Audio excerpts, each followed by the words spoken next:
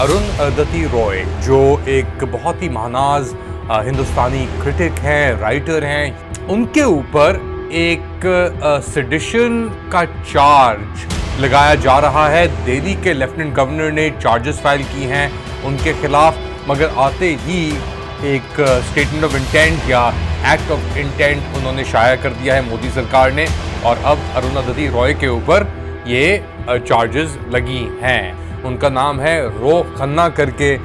General Asim Munir ने अब अमरीकी बाशिंदों और की फैमिलीज और अमरीकी सिटीजन्स के ऊपर हमला किया है। तो आसिम मुनीर के ऊपर मैग्निट्स्की एक्ट के तहत ये चार्जेस लग सकती हैं ह्यूमन राइट्स वायलेशंस की। मैं जब 2022 में आया था, देखा क्या हाल था, दिवाली होने वाला था, डिफॉल्ट होने वाला था, हमने उससे बचा लिया। ये कह रहे हैं शहबाज शरीफ साहब। मोदी सरकार की नई हुकूमत आते ही इजहारे राय पर रेट्रोस्पेक्टिव पाबंदियां, और पाकिस्तानी जनरल आसिम मुनीर पे क्या अमेरिका सैंक्शंस लगा सकता है मैग्निट्स्की एक्ट के तहत। लेट अली शो यू के एक और एपिसोड में आप सबको खुशामदीद। Do like, subscribe and share this content. छुट्टियां आने वाली हैं ईद की, और पाकिस्तान के अंदर ऑफ कोर्स इस ईद, बड़ी ईद के ऊपर बहुत सारे लोग खैर कुर्बानी की बकरे भी लेते हैं, गायें भी लेते हैं। उसके ऊपर ईद के रोज़ आपसे हम रजू करेंगे, मगर आज की बड़ी खबरें आई शुड से हैं कि अरुण दत्ती रॉय जो एक बहुत ही महानाज हिंदुस्तानी क्रिटिक हैं, राइटर हैं, ह्यूमन राइट्स के ऊपर उन्होंने बहुत कुछ लिखा है, बहुत कुछ कहा है। उनके ऊपर एक सेडिशन का चार्ज लगाया जा रहा है। दिल्ली के लेफ्टिनेंट गवर्नर ने चार्जेस फाइल की हैं उनके खिलाफ एक स्पीच को लेकर जो 2010 के अंदर मिस रॉय ने दी थी, जो मकबूजा कश्मीर के अंदर सूरत हाल थी और है खैर उसके ऊपर। तो ये बात हो रही है 2010 की, अब 2024 है। 14 साल पुरानी स्पीच के ऊपर ये हिंदुस्तान की अथॉरिटीज ने अरुण दत्ती रॉय को टारगेट करने की बात की है। मोदी सरकार को भी आए हुए चंद ही हफ्ते हुए हैं, नई गवर्नमेंट फॉर्मेशन को चंद ही दिन हुए हैं, और आते ही अब ये कार्रवाइयाँ शुरू हो गई हैं। याद रखें नरेंद्र मोदी साहब ने चंद साल पहले, हम 2019 की बात कर रहे हैं, मकबूजा कश्मीर को हिंदुस्तान में जज्ब कर लिया था, टुकड़े करके ऑटोनमस एरियाज करके, जिसके अंदर जम्मू और कश्मीर दो अलग अलग हिस्से ऑटोनमस कंट्रोल्ड टेरिटरीज बन गए थे जो दिल्ली से डायरेक्टली कंट्रोल हो रहे थे। अब उसके ऊपर क्या अमेंडमेंट होगी, क्या नहीं होगी, मगर डिसेंट के ऊपर ये क्रैकडाउन हिंदुस्तान का जारी है। और एक तरीके से मोदी साहब की जो अक्सरियत थी उसके अंदर कमी आई। वो 400 सीटों की जो बात हो रही थी या 300 की बात हो रही थी वो नहीं हुई, मगर कोलिशन बना के उनको हुकूमत में आना पड़ा। कोलिशन के अंदर भी जो कोलिशन पार्टनर्स थे उनके इतने लोग अंदर नहीं घुसे। अक्सरियत काबीना के अंदर बीजेपी की ही है, आइट से 95-96%। दूसरी तरफ इंडी अलायंस, उसकी क्या मूव्स होंगी, खैर जो भी होगा नहीं होगा, मगर आते ही एक स्टेटमेंट ऑफ इंटेंट या एक्ट ऑफ इंटेंट उन्होंने शाया कर दिया है मोदी सरकार ने, और अब अरुण दत्ती रॉय के ऊपर ये चार्जेस लगी हैं। अब क्या होगा उनके साथ, वो ज़्यादातर बाहर रहती हैं मुल्क से, अमेरिका में भी होती हैं, ब्रितानिया में भी होती हैं, हिंदुस्तान में भी होती हैं, मगर क्या मूव होगी, बैकलैश उसका क्या आएगा, ये चीज़ हमें देखनी पड़ेगी। अमेरिका से हम बात लेके चलते हैं तो वहाँ पे एक इंडियन अमेरिकन ओरिजिन यानी एक कांग्रेसमैन है, उनका नाम है रो खन्ना करके। उनका ताल्लुक कैलिफोर्निया से है, सैन फ्रांसिस्को इन एरिया से उनका ताल्लुक है, रिप्रेजेंट वो करते हैं अपने डिस्ट्रिक्ट को, और उन्होंने एक वीडियो शाया की है, एक छोटी सी वीडियो है सोशल मीडिया के ऊपर, जरा निगाह मारें। Breaking news, Asim Munir, Pakistan's military ruler, is now targeting American families of pro-democracy activists. We all know that the election in Pakistan was rigged. Imran Khan is still in jail.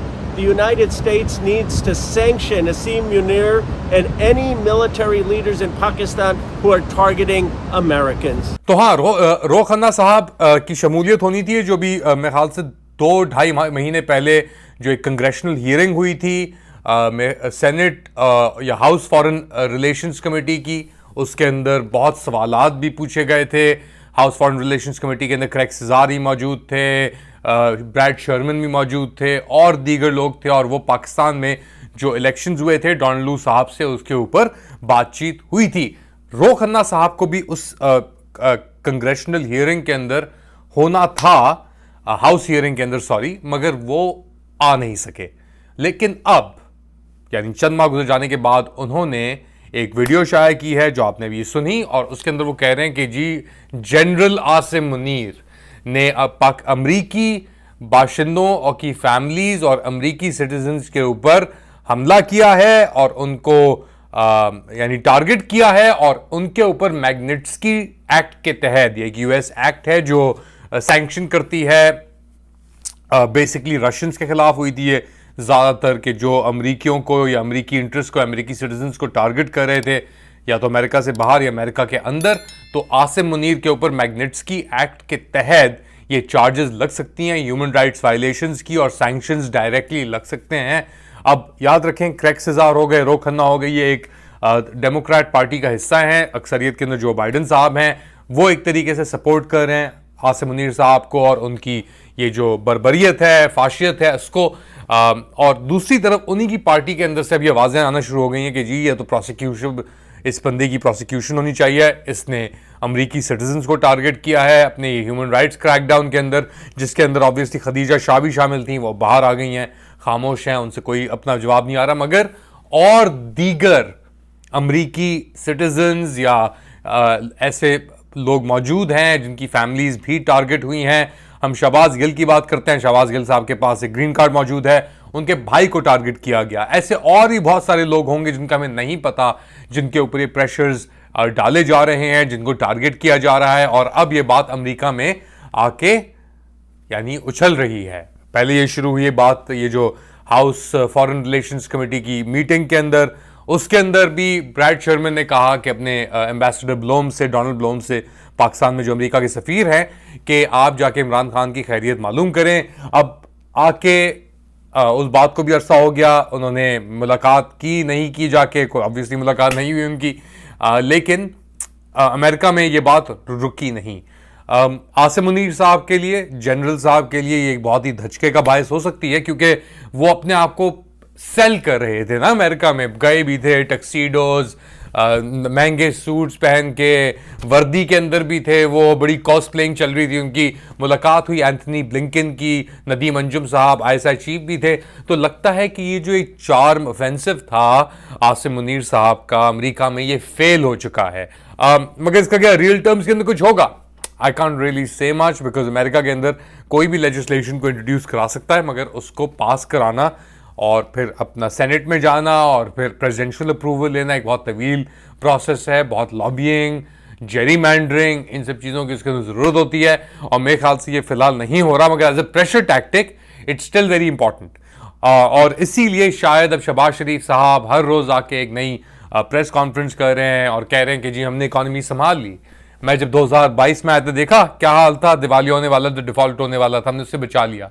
ये कह रहे हैं शहबाज शरीफ साहब। मेरे ख्याल से I think this guy is like he doesn't understand. मेरे ख्याल से ज़हनी तवाज़ुन जो है शहबाज शरीफ साहब का, ये थोड़ा हिला हुआ है, क्योंकि उनको अंदाज़ा नहीं हो रहा कि 2022 अप्रैल से लेकर 2024 जून तक जो लोगों के ऊपर गुजरी है और जो गुजरने वाली है, अगर तो ये शहबाज शरीफ साहब निकले सड़कों के ऊपर तो लोग इनको कहीं खा ना जाएं। जो मुल्क के साथ ये ज्यादतियां, ये फ्रंटिंग जो कर रहे हैं, किसी और के गोदी पे चढ़ के आवाज, यानी एक वो बने हुए ना ट्रैंक्विलिस्ट, आपने देखा है कि पुतला, कठपुतली होती है ना, कि कहाँ पे बिठाते हैं और वो कठपुतली छोटी सी होती है।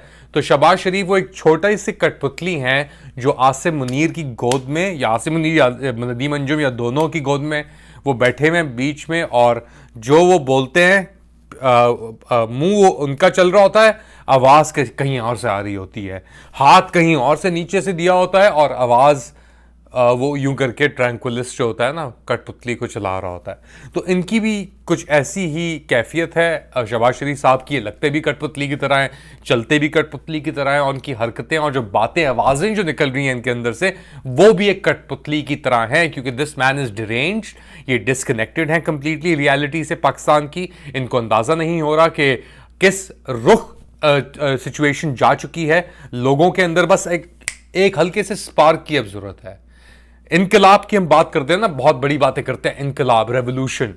तो शहबाज शरीफ साहब, आसिम मुनीर साहब, द रेवोल्यूशन हैज अराइव्ड। और ये आपको खोखला करके अंदर से ही निकलेगी, ये खा के ही निकलेगी आपको ये रेवोल्यूशन।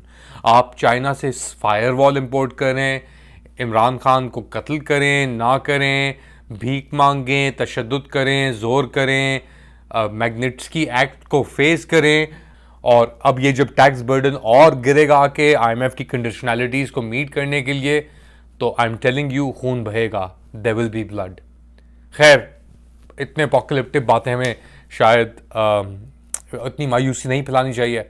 ईद सर पे है, कुर्बानियों का महीना है, लोगों की कुर्बानियाँ भी गई हैं बहुत सारी, और पाकिस्तानी कुर्बानी के खुद ही बकरे बने हुए हैं आजकल। तो दुआ ही कर सकते हैं खुदा से कि अब हमारी कैफियत को और स्टेटस को और जो हम पे गुजर रही है उसको तब्दील कर दें। फ़िलहाल इतना ही, अपना ख्याल रखिएगा, अगली बार तक अल्लाह हाफ़िज़।